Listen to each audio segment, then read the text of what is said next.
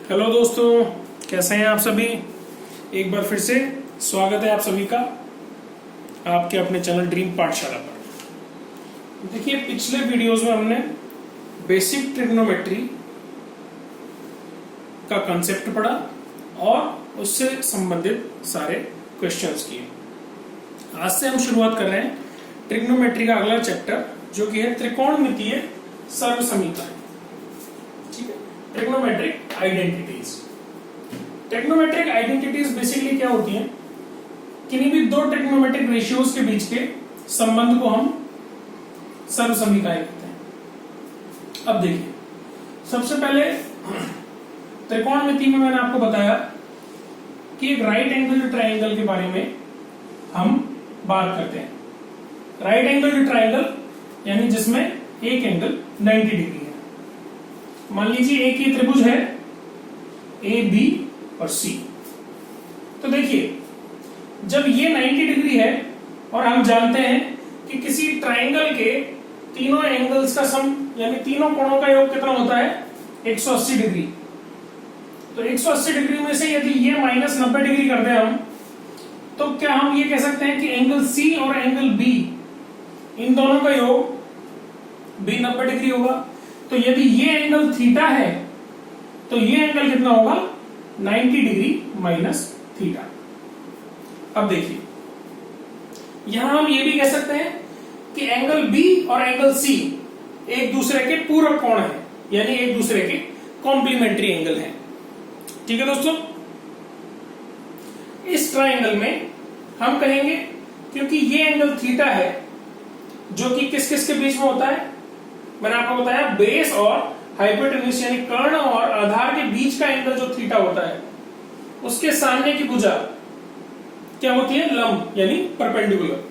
तो AC तो यहां पर परपेंडिकुलर है और AB यहां पर क्या है? बेस है। ठीक है दोस्तों, अब देखिए,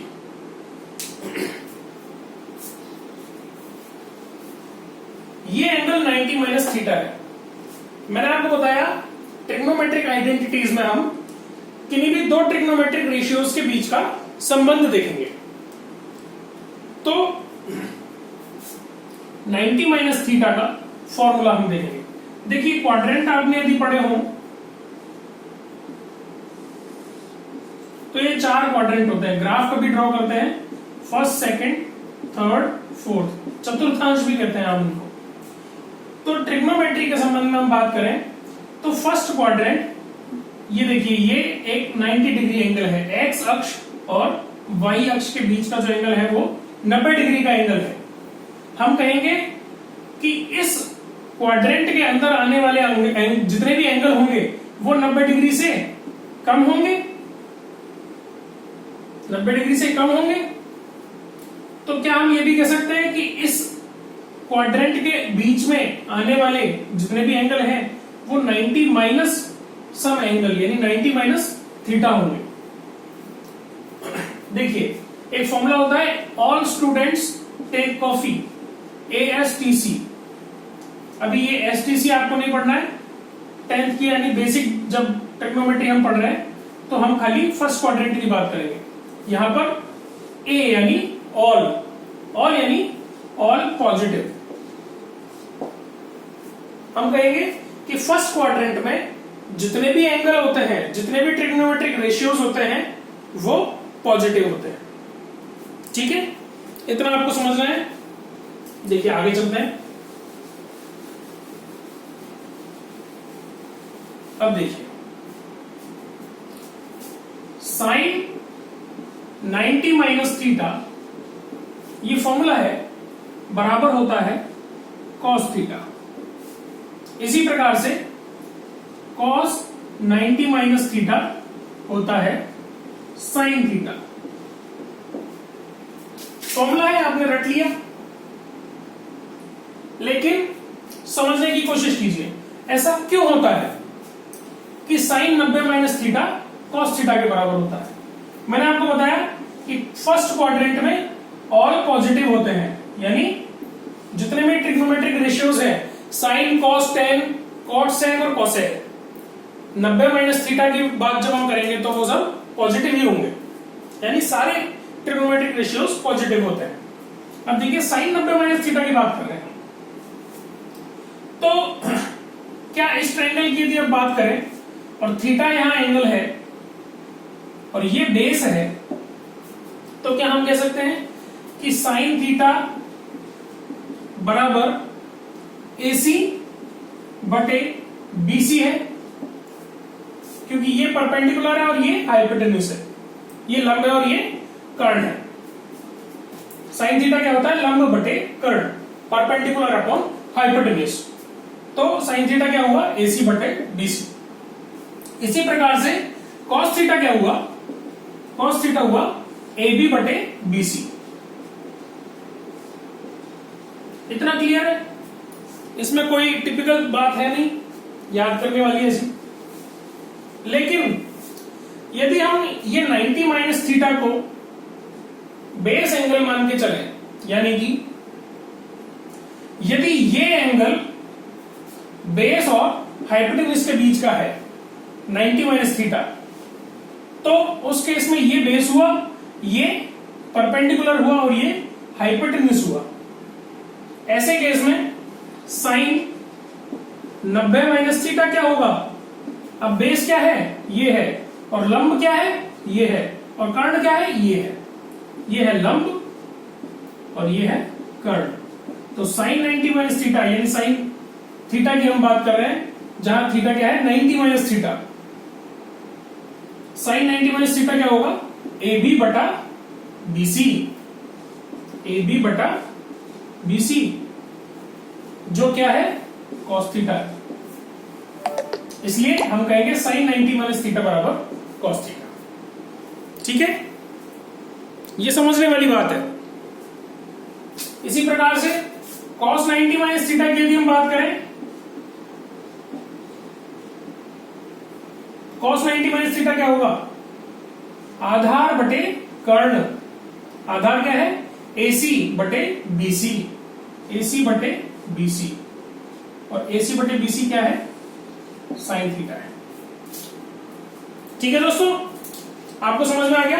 साइन 90 माइनस थीटा बराबर cos थीटा होता है और cos 90 माइनस थीटा बराबर साइन थीटा होता है। ये क्यों होता है ये मैंने आपको एक्सप्लेन करके बता दिया।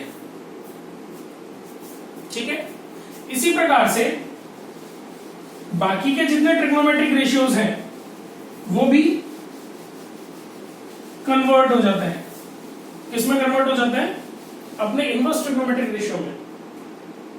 जैसे कि tan किसमें कन्वर्ट हो जाता है? cot में। और cot किसमें कन्वर्ट हो जाता है?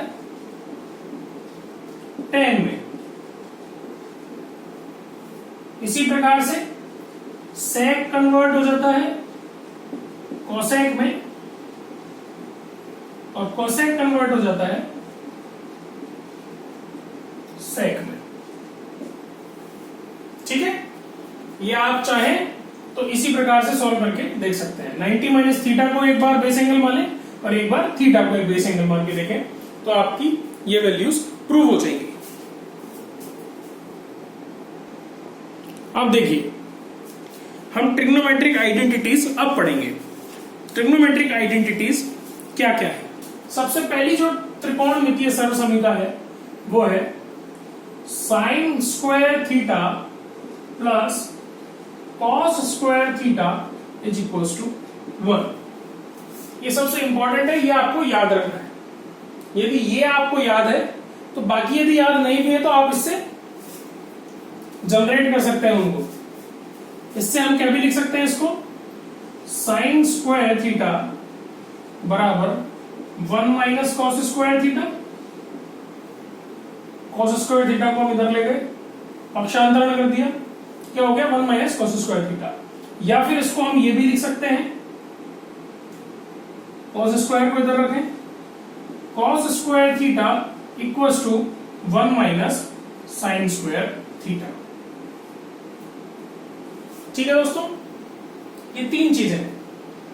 खाली एक ये याद होना चाहिए आपको, ये आपको ऑटोमेटिकली याद हो जाएगी। अब देखिए, क्या ऐसा है यहां पर कि यदि cos का मान दिया हो तो हम sin का मान निकाल सकते हैं। कैसे निकाल सकते हैं कि 1 माइनस कॉस स्क्वायर थीटा और उसका अंडर रूट कर देंगे तो sin थीटा की वैल्यू हो जाएगी, क्योंकि ये sin स्क्वायर थीटा का फॉर्मूला है।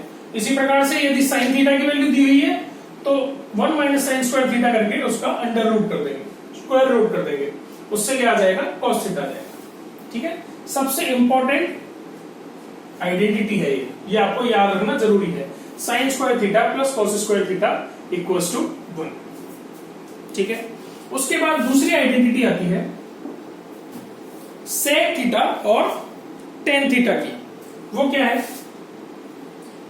1 plus tan square theta is equals to sec square theta. देखिए, sin square theta plus cos square theta equals to 1 और दूसरी है 1 plus tan square theta equals to sec square theta. यदि आप ध्यान से देखें तो जो पहली आइडेंटिटी है उसी से सारी आइडेंटिटीज प्रूव की हुई है, उसी से सारी आइडेंटिटीज प्रूव की हुई है। यदि आप इसमें cos स्क्वायर थीटा से डिवाइड कर दें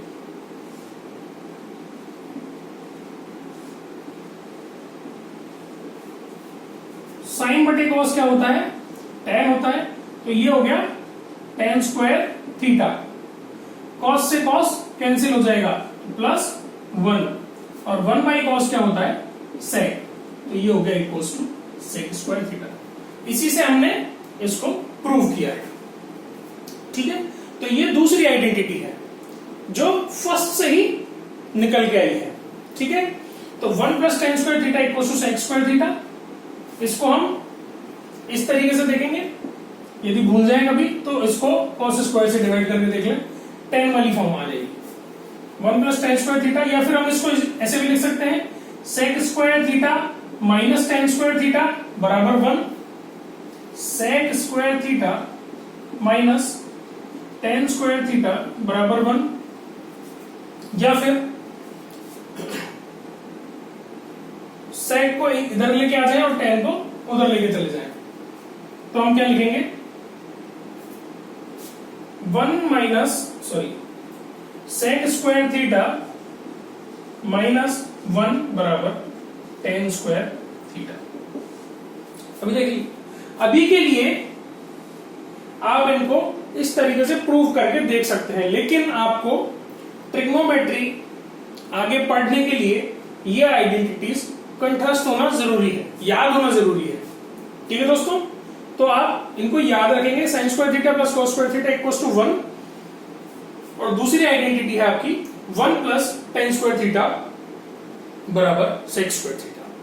यहां आपकी sec की या tan की किसी की एक की वैल्यू दी हुई है तो दूसरे की वैल्यू हम निकाल सकते हैं। इसी प्रकार से तीसरी आइडेंटिटी है, उसे देख लेते हैं हम।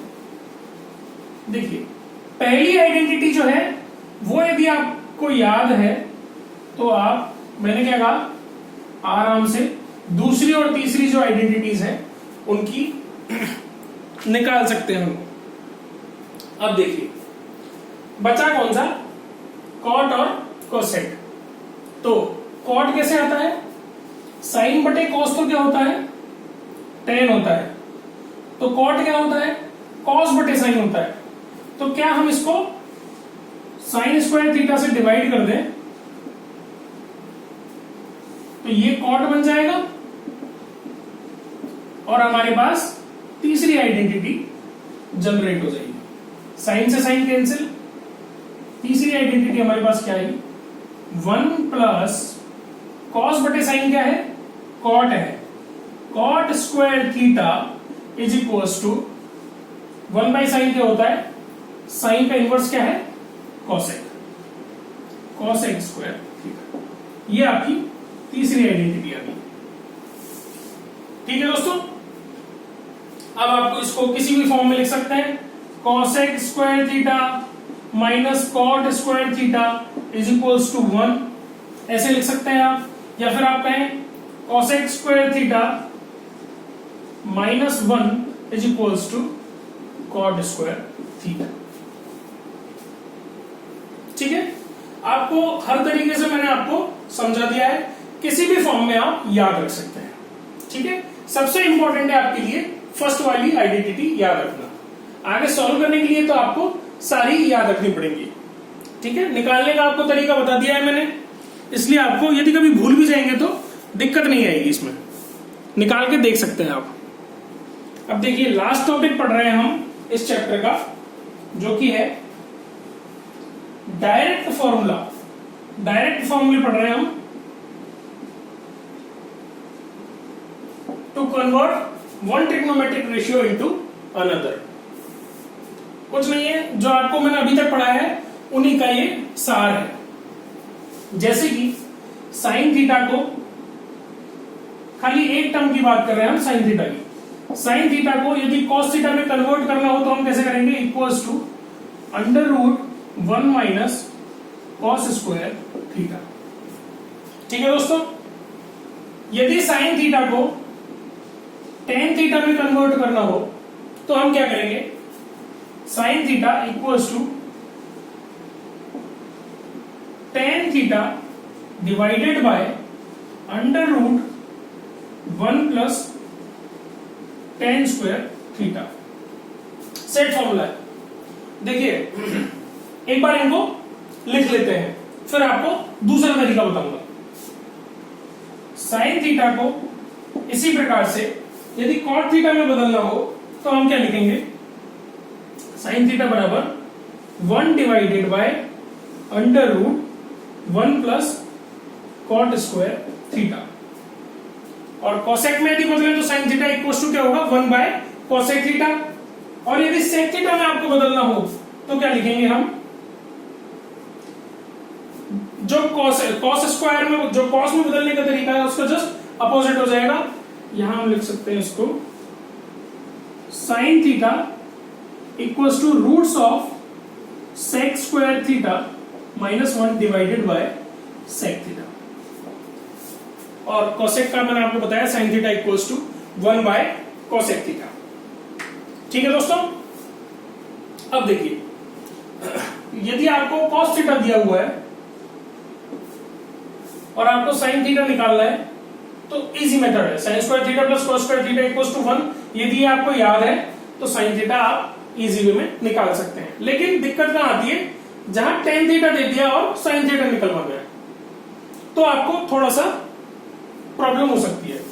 अब ये एग्जाम के टाइम पे याद रहे ना रहे तो देखिए क्या करेंगे, मान लीजिए टेन थीटा की वैल्यू आपको दे दी, कोई भी वैल्यू मान लीजिए टेन थीटा आपको दिया है इक्वल्स टू 3/2, कोई भी वैल्यू हमने अज्यूम की है।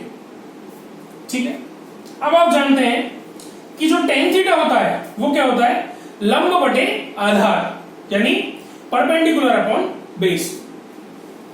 तो आप क्या करेंगे, एक ट्रायंगल ड्रॉ करेंगे जो कि एक लग नहीं रहा है, लेकिन ये मान लेते हैं कि एक समकोण त्रिभुज है।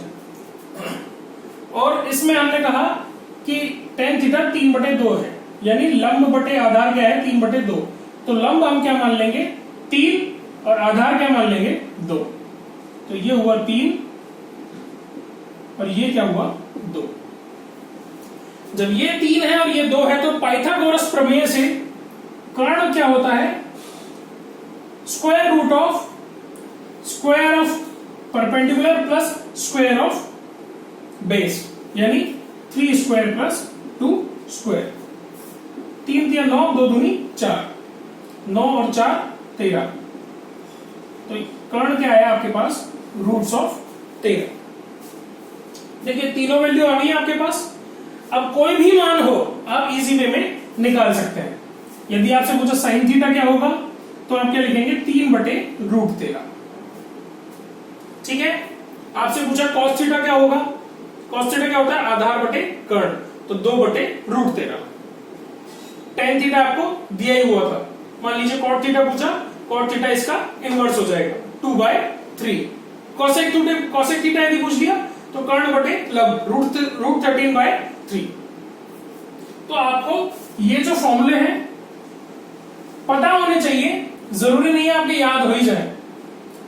तो इन केस आपसे कुछ इस तरीके का यदि क्वेश्चन पूछ लिया कि tan थीटा की वैल्यू दी हुई है, sin थीटा की निकाल के दीजिए, तो या तो ये फॉर्मूला याद होना चाहिए आपके कि sin थीटा बराबर tan theta upon 1 roots of 1 plus tan square theta, या फिर आप क्या करेंगे इस तरीके से क्वेश्चन को सॉल्व करेंगे।